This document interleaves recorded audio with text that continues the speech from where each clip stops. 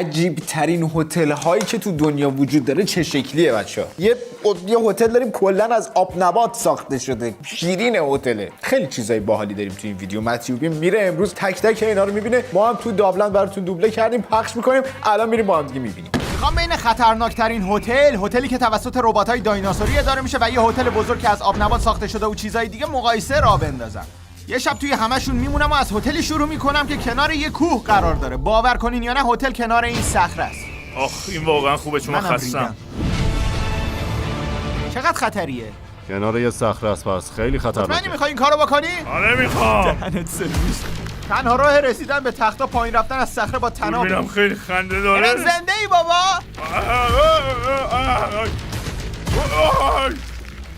آها این بخششو در بیا. شبیه تختم تو خونه است. فاتحه رو بخونیم یا نه؟ این هتل خیلی خاصه. صخره داره با تخت. و یه راه طولانی تا پایین. بله. میخوای بدون ارتفاع چقدر 2 تا مجسمه آزادی. و چون این هتل نیاز به خدمات اتاق داره، این بخشش با من. یا همون چی بود؟ صابونت بود دیگه. اون شبیه پرتقال بود. این یکی از هتل‌های عجیبیه که میریم. در ادامه بیشتر پشمتون میریزه. هتله؟ فکر کنم خیلی راحت.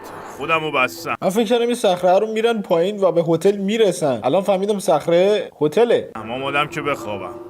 این خطرناکترین هتل بود. حالا میریم به هتل دایناسورای رباتی. باحال. واو. اونجا رو. باحاله. خدایا. خب اینا کارمنده هتلن. به هتل هنهان خوش اومدید. اینجا هیچ بنی بشری پیدا نمیشه. همه رباتن که شبیه دایناسور هم هستن. توی زندگیم هیچ وقت فکر نمی‌کردم با یه دایناسور صحبت کنم. از اقامتتون در هتل لذت ببرید. شبیه جوراسیک پارک سعادت آباده. ما به آدم نیاز نداریم، ربات‌ها کارمون رو می‌کنن. قبل از رفتن به اتاقمون میریم یه سر رستوران دایناسوری ببینیم چه خبره. آقا تا حالا دایناسور خوردی؟ این امضای کارشونه. حتی رد پای دایناسور اینجا دارن. از تمش خیلی خوشم میاد. به این میگن ناگت ناسور. نوشه جان. آقا من ناگت ناسور خیلی دوست دارم. به این هتل من از 5 میدم. نهارمون هم زدیم، بریم سراغ اتاقمون. اتاق تو نگاه اول ساده بود تا اینکه فهمیدیم اتاقم کاملا توسط ربات کنترل به میشه. هتل هنها در خلیج توکیو خوش آمدید. داداش رمز وای فایتون چی گوگلیه؟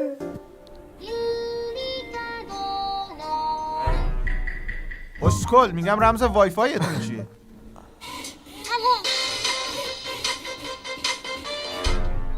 کابل میگیره. مسترایشون کلی امکانات داشت. واقعا احترام به کون سفید از موی سفید بیشتره.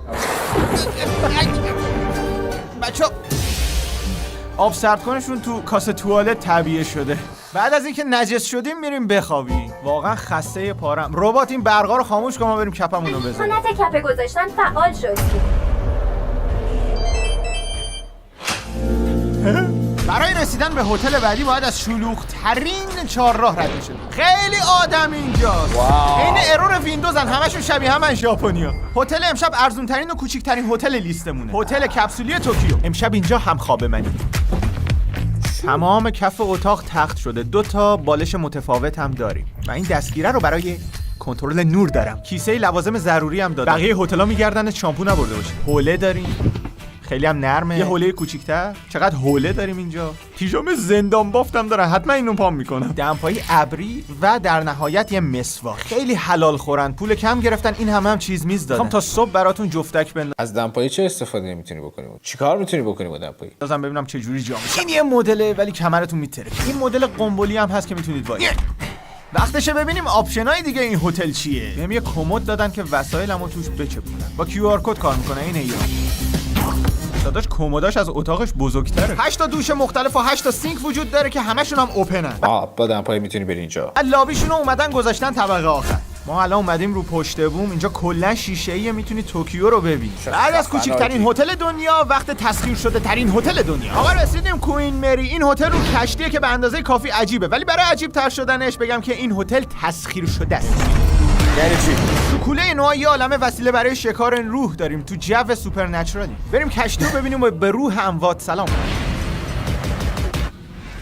میخوایم برسیم به اتاقمون و این کشتی خیلی بزرگه، واسه همین نمیتونیم پیداش کنیم. آره رفیق. ندید بدید چرا از همه چی عکس میگیری؟ آخه نمیدونی رو کی پیداش این میشه. کوله و دوربینش این قربتی‌ها شده. چقدر قدیمی و ترسناکه. امیدوارم چیزیش نشه. خدا. اگه در قفل بشه چیکار کنیم؟ مردی که اولاغ ریشان بیشتر سفید شد. به به رسیدیم اتاقمون. خب در باز شد و توش چقدر تاریکه. آقا اتاقش خوب بزرگه. واو. اتاق واقعا ترسناک و قدیمی بود. چراغاش هم چشمک میزدن همه. آجین یه اتاق خیلی خوب تو ایرانه. معمولی نیست، خیلی خوبه. جام گرد و غبار. بهترین ویژگیش اینه که چون تو کشتیم پنجره خودمون رو داریم. پشمان باز شوه. همین الان من عجیب غریبی دارم. انگار یه اتفاق دیوونه کننده اینجا افتاده. آره چون الان بخاری رو روشن کردم. خب ما وسایل شکار روح هم برای خودمون آوردیم. این رمپاده. حرکت رو تشخیص میدن و تا بهشون دست نزنی خاموش بشو نیستن. سیم مسی امواج الکترومغناطیسی رو شناسایی میکنه. ماشاءالله خوبم کار میکنه. الان چی رو شناسایی میکنن؟ آدمای احمقا. بعد از جوریدن سویت اختصاصیمون رفتیم سراغ پذیرایی کشتی. او رفیق. حاجی یه حالیه. آقا من دارم بالا میارم. همه صندلی‌ها چیده شده اما کسی اینجا نیست. همه میزا رو هم بردن کنار. بعد رفتیم رو عرشه بالایی اونجا باحال کشتی. پشماتون نریخته ما اینجا تنهاییم؟ اگه کسی اینجا روی کوین مریو میخواد با همون حرف بزنه یکی از دکمه‌های قرمز رو فشار بده. احتمالش از ارواح شیرازی باشه. رو عرشه که بخیر گذشت ولی این اتاق ترسناک رو پیدا کرد. اینجا رو انگار یکی سعی کرده با چنگ زدن راهش رو باز کنه. چیزی که واقعا منو میترسونه اینه که در پشت سرمون قفل شه. تنها دلیلی که اینجاییم اینه که دوستای من سم و کلبی گفتن اینجا عجیب ترین جاییه که بودن. منم میخوام الان بهشون زنگ بزنم و ببینم کجا باید بریم. ای مت عجیب ترین جایی که باید بریم کجاست؟ جلوی 2340 وایسا. موتورخونه واقعا ترسناکه. یه داستان هست که یه نفر به خاطر اینکه در پشت سرش بسته شده اونجا مرده. پس با آبجی رفتیم موتورخونه. شیت.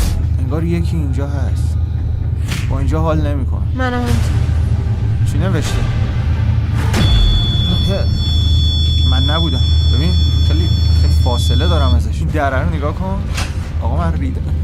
چرا چراغا چشمک می‌زنن؟ وقتی داشتیم موتورخونه رو میگشتیم پسرا یه جعبه تشخیص روح نزدیک اتاقی که سم و کلبی بهشون گفتن گذاشتن. این هدفون همه امواج رادیویی رو دریافت میکنه. وقتی روشنش کنم دیگه صدای نوها رو نمیشنوم. اون ازم یه سری سوال میپرسه. هر چیزی توسط امواج شنیدم و میگم. امیدوارم چیزی که میگم جواب سوال باشه. خانم روحه اینجایی؟ یا بلفز. کسی اینجا هست؟ تو گوش فقط کن. فقط عشق دکتره فقط چی؟ قلدره. از اونجایی که هیچ کدوممون دکتر نیستیم این کار همچین موفق نبود. پس اونجا یه چراغ قوه گذاشتن ببینن روحا باش کار میکنن یا نه. روحی اینجاست؟ میتونی اون لامپو خاموش کنی لطفا؟ نه. رفیق اینجا رو ببین نمیدونم اتفاقیه یا نه ولی اگه میخوای از اینجا بریم خانم روحه چراغ روشن کن. آقا من چراغ روشن این کن. هتل فش حاجی یعنی چی؟ کارمون افتاد. وقتشه بریم هتل بعدی که با آب نبات و شیرینی پوشیده شده قندمون بیاد بالا. اینجا درخت رباتی سخنگو اتاقمون رو بهم میده و ایناهاش اینجوری اتاق میگیریم. باید یکم خم شد و به همون خوراکی بده. دهنت سرویس پشمام ریخت. اگه فکر میکنین بیرون ساختمون عجیبه باید برین داخلش رو ببینیم. البته هنوز ما نرفتیم. عجب چیز حقیه. این شاید عجیب ترین اتاق بوده. تخت شبیه صدف، دیوارا پر از آب نباتن و میزش هم بستنیه. بالشا شبیه دوناته. میتونی همزمان با جنگ بالشی جنگ غذایی هم داشته باشی. بیا. اگه خواستی خدمات هتل بگیری از این تلفن برگری استفاده میکنی. الو از این شیرینی ادایی هست ماکارون. اونا برام آقا آوردن. ادا سمروز. بهترین بخش این هتل اینه که هر اتاق تم مخصوص خودشو داره و یه کلید دارم که بریم اتاق بعدی. چقدر شیرین هتله. حس شیرین بودن میده. خیلی باحاله. بعدی هم باهاش ببین. اتاق بعدی هم تم آب نباتی داشت اما فرقش اینه که اینجا بوی شکلات و خوراکی میده. حمومش از عصاره شرک درست شده. مزه سیب میده. بریم ببینیم حس سیبم میده یا نه. داداش خب لباسات در بیار. یکم شل کنیم. به خاطر این حمومم به این هتل 5 از 5 میدم. روبروشم عجیب ترین خوراکی سیاره رو پیدا کردم. پنیر گریل شده رنگی کمونی داره. وای این خیلی باحاله. خیلی چیز گیه‌ایه ولی ما روش ماریو میذاریم که کسی شک نکنه. آره. بالترین رستوران دنیا رو هم پیدا کردیم. همه خدمه این رستوران رباتن. فکر کنم این نوشیدنیه که سفارش دادم. ممنون. ما چقدر از جهان دوریم. با رباتن. میفهمی؟ همه خدمه ولش نمیگم. یامت کوداسه. این رستوران گویی در آینده بود. برای هتل بعدی باید برگردیم به گذشته. رسیدیم به اقامتگاه بعدیمون. چشاتون رو باز کنید. سر این دیگه چیه؟ برگشتیم به اما گذشته. قراره اینجا سر کنیم. برقم داره؟ نصب بخار چی؟ ها؟ بریم داخل. عجب جای جالبی. خیلی باحال چی شد؟ پسر. انگار خیلی محکم بخوام به نیست. خاطر اینه که چرخ زیرشه. شوخی میکنی. میرم بالا. واگنش شکستی با اون وزنت. هر وقت رفتین توی هتل اولین چیزی که باید چک کنی راحت بودن تختاشه، بعدش هم مستراح.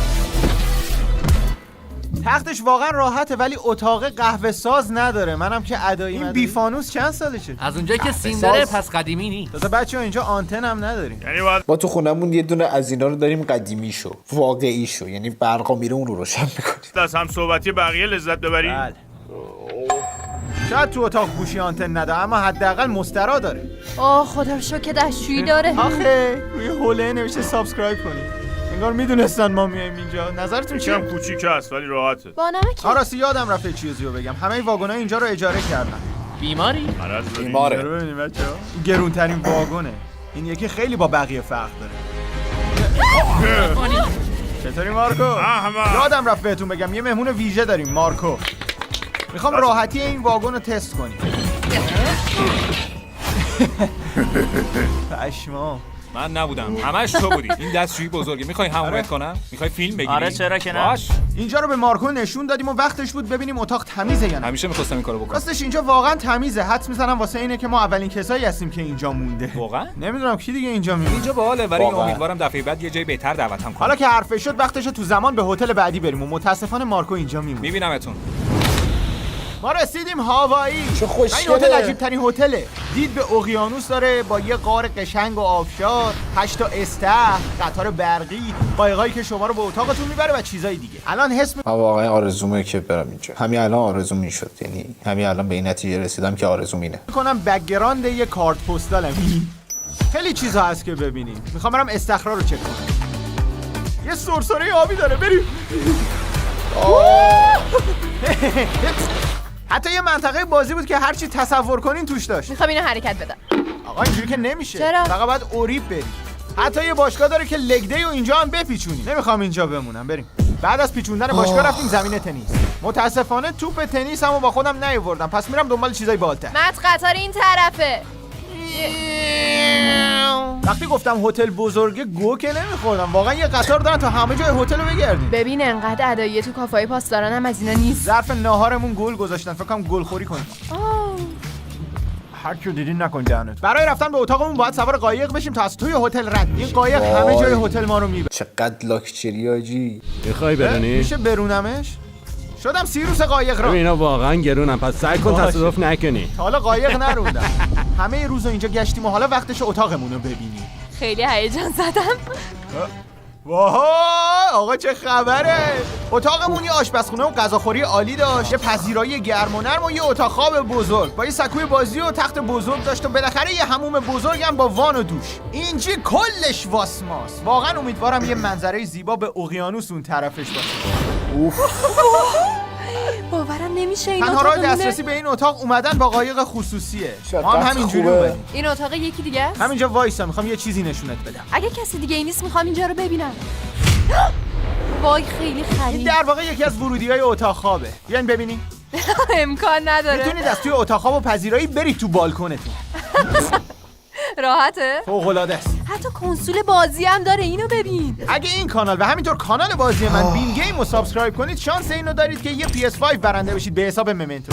این خیلی خوبه. چی این توه؟ توالتو دفتر کردن. بعد از چک کردن اتاق هتلمون رفتیم به یه نمایش فوق‌العاده و یکی رو دیدیم که واقعا آتیش می‌خورد. توی اقامتگاه خیلی خوش گذروندیم اما هتل یه غافلگیری دیگه هم داشت. حالا می‌خوای دلفینامونو تمرین بدی؟ خیلی بالا. وای دلفین. میخوام دلفین بوسم کنه. بیا. وای خیلی دارم میخواد دلفین از نزدیک ببینم. وای چقدر اینجا خوبه. جان. خب متیو حالا دست راستتو بذار روی پیچونی باشه. و نگاهشون کن و سلام کن. وای چقدر خوبه. عجب چیزیه. انقدر نزدیک بودن به این حیوانای زیبا واقعا یه تجربه بی‌نظیر بود. میخوای بهش غذا آره. بدی؟ میتونی یه ماهی باشه. برداری و بذاری دهنش. دلفین انگار همش داره میخنده، انگار مثلا یه چیزی کشیده.